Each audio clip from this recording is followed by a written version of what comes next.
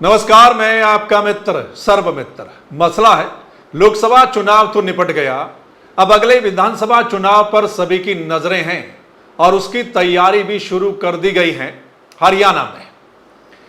और मैं आपको बता दूं कि कुछ सीटों को छोड़कर, कुछ चुनिंदा सीटों को छोड़कर अब अगला मुकाबला भी यानी विधानसभा में मुकाबला भी कांग्रेस वर्सेस बीजेपी होगा।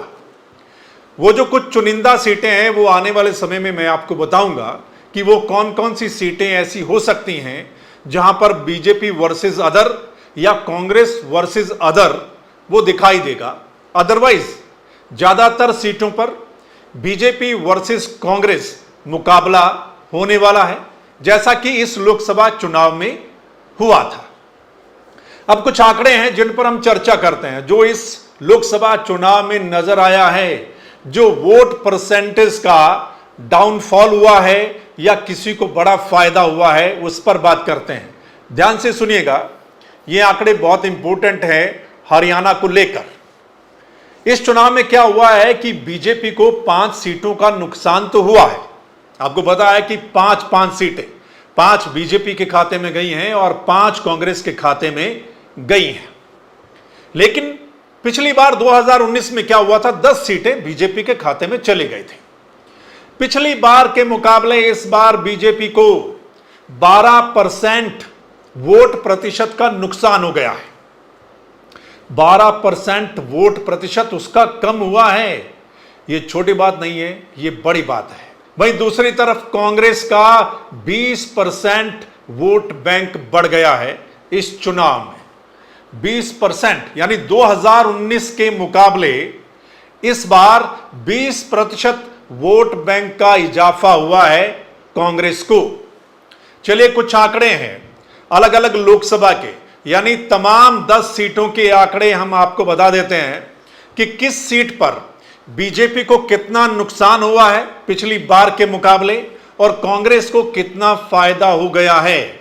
और आपको यह भी पता चल गया है कि 90 विधानसभा सीटें हैं। आपको पता है हर लोकसभा में 9 विधानसभा की सीटें आती हैं हरियाणा में, और ये 90 विधानसभा में से 46 पर कांग्रेस आगे रही है और 44 पर बीजेपी आगे रही है। पता चल गया? ठीक है। और अब दोनों पार्टियों की ओर से कोशिश रहेगी कि इस नंबर को बढ़ाया जाए आगे होने वाले विधानसभा के चुनाव में। अब आंकड़े सुन लीजिएगा। शुरुआत करेंगे अंबाला लोकसभा से कि अंबाला से कितने प्रतिशत बीजेपी को नुकसान हुआ है और कांग्रेस का फायदा हुआ है। सुनिए जरा। तो अंबाला में कांग्रेस को 18.6% का फायदा हुआ है 2019 के मुकाबले, और भाजपा को 11.1% वोट कम मिले हैं अंबाला लोकसभा में। वहीं भिवानी की बात करें तो कांग्रेस को यहां पर 21% वोट का फायदा हुआ है और भाजपा को 13.8% का नुकसान हो गया है। फरीदाबाद की बात करें तो कांग्रेस को 20.3% वोट का फायदा और भाजपा को 15.1% कम वोट मिले हैं। गुरुग्राम की बात करें तो कांग्रेस को 11.6% ज्यादा वोट मिले हैं इस बार और भाजपा को 10.4% वोट कम हासिल हुए हैं। हिसार में कांग्रेस को 33% ज्यादा तो भाजपा को 7.9% कम वोट मिला है। करनाल में कांग्रेस का जो वोट है वो 18% बढ़ा है और भाजपा का 15.1 कम हुआ है। कुरुक्षेत्र में कांग्रेस गठबंधन के साथ लड़ रही थी, आपको पता होगा। वहां पर कांग्रेस को 17.9% ज्यादा वोट मिले हैं और भाजपा को तकरीबन 11% कम वोट मिले हैं। रोहतक में 16.4% कांग्रेस के वोट बढ़े हैं और भाजपा के 11.9 कम हुए हैं। सिरसा में कांग्रेस के 24.7% वोट बढ़े हैं इस बार और भाजपा के 17.8% कम हुए हैं। सोनीपत में कांग्रेस के 11.4 बढ़े हैं और बीजेपी के 5.1 कम हुए। यहां पर थोड़ा सा यानी कि बीजेपी को कम नुकसान हुआ है। सो दोस्तों, आपको पता चल गया ये 10 सीटों का लेखा जोखा था।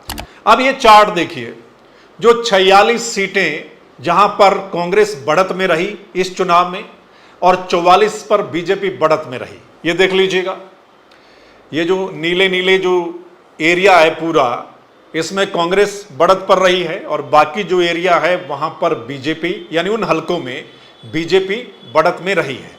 अब क्या होगा कि विधानसभा चुनाव के लिए सभी ने कमर कसनी शुरू कर दी है।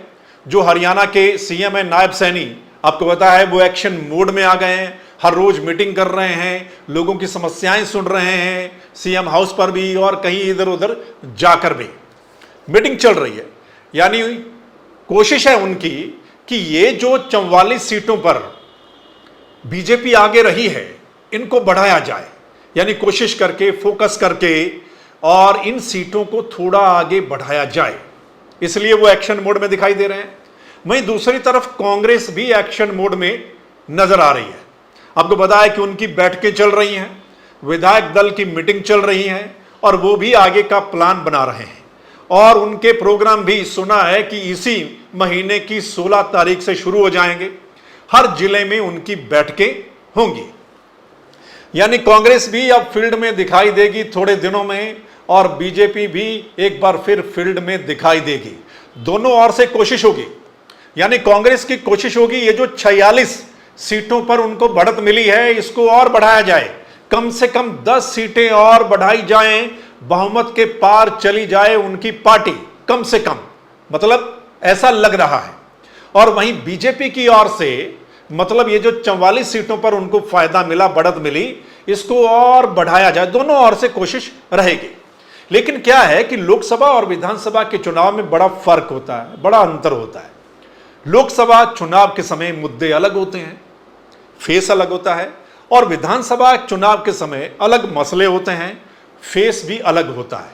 सो बहुत ज्यादा अंतर होता है। देखना होगा बीजेपी कितनी सीटें बचा पाती है, 44 में से वो फायदा होता है या फिर 44 में से भी उनको नुकसान हो जाता है। वहीं कांग्रेस मतलब कितने पर फायदा वो ले जा पाते हैं या फिर कम हो जाएंगी, ये आने वाला वक्त बताएगा। वहीं जो दूसरी पार्टियां हैं, अगर हम बात करें तो उनको बहुत कम वोट परसेंट मिला है इस चुनाव में। आपको पता है कि इनेलो का तकरीबन 2.25% टोटल उनको वोट मिला है और जेजेपी को तो 1% वोट भी नहीं मिला, 0.87% शायद उनके खाते में आया है। आम आदमी पार्टी चूंकि गठबंधन में लड़ रही थी इसलिए उनको 3 जो है उनको वोट मिला है। अब देखना होगा आगे जो आने वाले महीने हैं, इन 2 महीनों में कौन सी पार्टी क्या करती है, किस प्लान के तहत आती है और आने वाले दिनों में कौन सा नेता कहां नजर आता है। आप देख ही रहे हैं पिछले कुछ दिनों में नेता लोग छोड़ भी रहे हैं, इधर उधर जा रहे हैं, कोई किस पार्टी को छोड़कर किधर जा रहा है, कोई कहां नजर आ रहा है। अभी आने वाले दिनों में ऐसा और देखने को मिलेगा। सो फिर पता चलेगा कि कौन सी पार्टी कितने पानी में नजर आ रही है। यानी लोकसभा चुनाव बीत गया, अब तैयारी विधानसभा चुनाव की होगी। सभी की नजरें हैं कि उसमें ज्यादा से ज्यादा अपने वोट परसेंट को बढ़ाया जाए और सीटों को भी बढ़ाया जाए, सीटों में भी इजाफा किया जाए। सो देखना होगा दोस्तों आगे क्या कुछ रहता है। लेकिन ये जो आंकड़े आपके सामने हमने रखे हैं और तैयारी जो है तमाम पार्टियों की, या आगे क्या कुछ नजर आ सकता है, उस पर आप भी अपनी राय दीजिएगा और हम भी आगे आने वाले दिनों में आपके साथ चर्चा करेंगे कि कहां कहां किस सीट पर किसके बीच में मुकाबला जो है वो नजर आएगा और कौन सी पार्टी क्या प्लान कर रही है विधानसभा चुनाव के लिए। तो ये चर्चा कैसी लगी आप जरूर बताइएगा कमेंट करके इस पर। फिर मिलते हैं अगले मसले के साथ, तब तक के लिए नमस्कार, आदाब, सत श्री अकाल, राम राम।